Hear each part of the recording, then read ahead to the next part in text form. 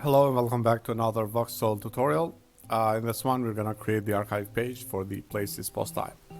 So to do that, let's head to the WordPress dashboard and under design, go to places and then edit the archive template. Let's zoom out a bit. So I'm gonna add a container and I'm gonna pick this 3-column container and I'm gonna set the min height of the container to 100 VH minus 80 pixels. So this is a similar thing that we did on the login page. We have this container that takes all the available viewport height minus the height of the header. Let's also set the container to full width, and I'm gonna drag this third container to the second spot.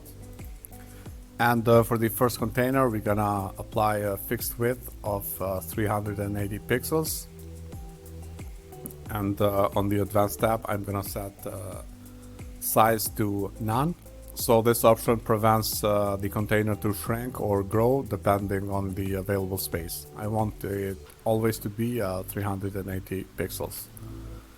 And we're gonna do a similar thing to the second container. Let's apply a 450 pixels width and set size to none. As for the third container, we're gonna set the height to 100%. So this just means it will use all the available space that is left on the screen. So what I want to do is display the search form on this first container, the results on the second one, and the map on the third one. So the first thing we're gonna do is place a text editor widget here, and I'm just gonna paste some dummy text. So what I want to do is this first container to have its own scroll bar, and the height of the container to never exceed the viewport height. So to do that, I'm gonna go to the Voxel tab and here calculate max height, and I'm gonna type 100 VH minus 80 pixels. So this will give us this scroll bar when there is lots of content in this container, but if we remove the content, then there is no scroll bar. So another thing I want to do is remove the footer from this page. Let's go to the page settings, Voxel, and hide footer. And now I'm gonna place a right side border to the first and second container. So border, solid, 1 pixel right side, and select the border color. And we're gonna do the same for the second container. Let's save changes and see how it looks in front end. So now we get this nice full window layout. Something to note, when we are logged in as admin, we have the WordPress admin bar taking a bit of space. So the page is still scrollable a bit, but if we check while logged out, then you can see there is no page scroll bar. Only the first container can be scrollable in this case. So what I'm gonna do now is place the search form here. So I'm gonna delete the text widget, and actually I'm gonna go to the home page and copy the search form we placed there, just so we have all the styling already set up, and I'm gonna paste it here. I'm gonna set the width of the filters to 100%. And in this case, we do not need the search button because search will be performed as the user uses these filters. So under buttons, I'm gonna disable the search button. And on the general tab, labels, I'm gonna enable labels for the filters. Let's also adjust the margin. So let's say 15 pixels bottom margin. And next I'm gonna apply padding to the entire container. Add another container here, and here we're gonna display the post type icon and heading. So let's add a heading widget, set it to H1, and let's type explore places. Let's now add an icon and set the color to accent, and let's reduce the size. And let's pull the icon for the places post type, which we have defined in the backend.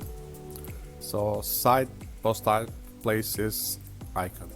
Let's now reduce the gap between the icon and the text to 10 pixels, and maybe reduce this heading a bit. Let's also reduce the gap between this container and the search form. Let's now select the search form, and on the advanced tab I'm going to remove this margin, which we did set in the home page, but here we don't need it. And now we're going to proceed and add some more filters. So first of all, I'm going to go to the WordPress dashboard and edit the places post type. So let's add the open now filter. I'm going to name it open status, choose work hours as source, and let's upload an icon. Save changes. Let me reload the page so we get the latest settings. And now we should be able to add that filter to our search form.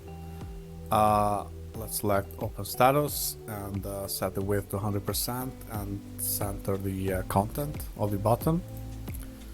And let's also add the order by filter here. And also set the width to 100%. So another thing we're going to display is the reset button. Let's go to buttons here, show reset button, set it to yes.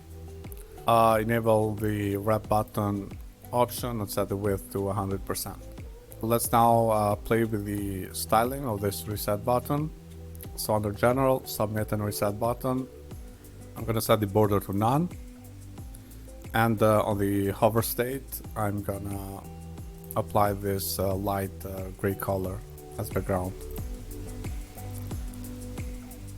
Let's also change the text color to gray. So it looks pretty good so far. Let's now display our search results. I'm gonna add the post feed widget. And under data source, I'm gonna pick search form widget and then select the search form which is detected here. Apply changes.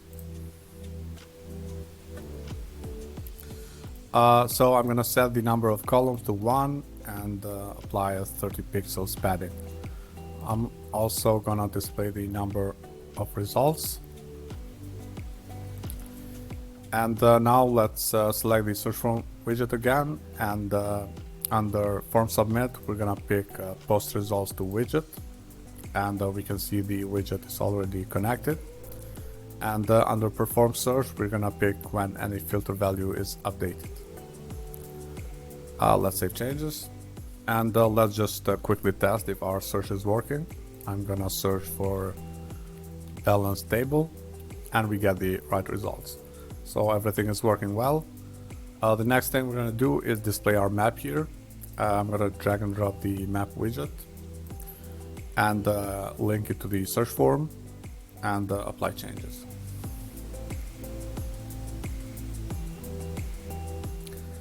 Now I'm gonna select the map and apply calculated height, 100 VH minus 80 pixels.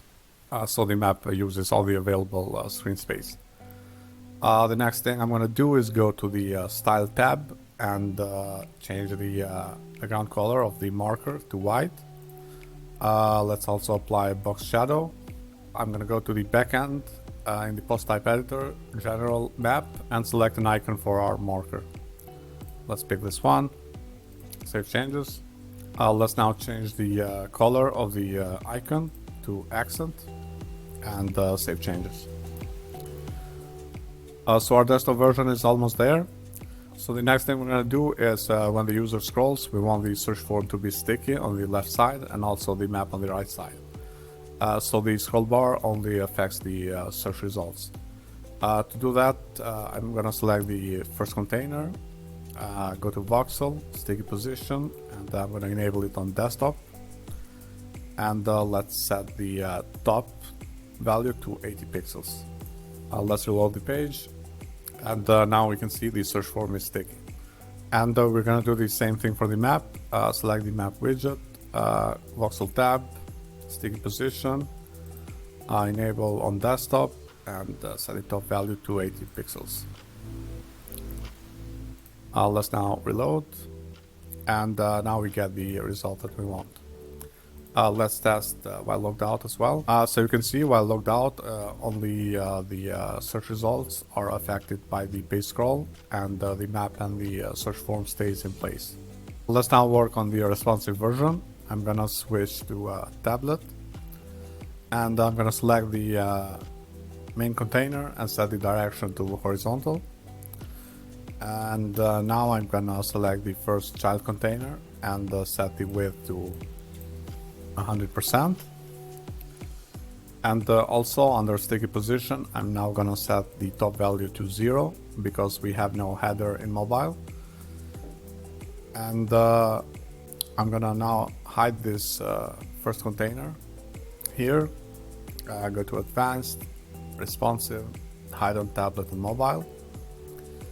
As for the search form, in tablet and mobile, we're gonna display the filters in a pop-up. So I'm gonna select the search form, go to responsive behavior, and enable the toggle mode on tablet and mobile. And now I'm gonna select this parent container and remove the padding. Let's work a bit with this toggle button. You can control the styling for this under general, toggle button, and let's set the border radius to 0 and apply a border only on the bottom side. Let's also increase the z-index of this first child container.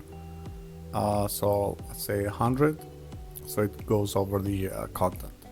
Let's now open the filters, and everything looks fine in both tablet and mobile. So next we're gonna select this second container which displays our results, and also set the width to 100%.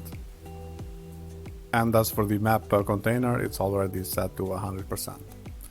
The next thing we're gonna do is in tablet and mobile, enable the map and feed switcher. So this is basically a button that lets the user switch between the results view and the map view. To do that, let's select the search form, and here make sure the connect to map option is enabled. And when this is enabled, we get this map feed switcher option here, and we can enable it on tablet and mobile. So now you can see we get this button which will toggle the view. Let's check mobile. So let's also reduce the padding in mobile to 20 pixels. Let's now check the front end. I'm gonna toggle the responsive view. And let's first test the filters and also the toggle button.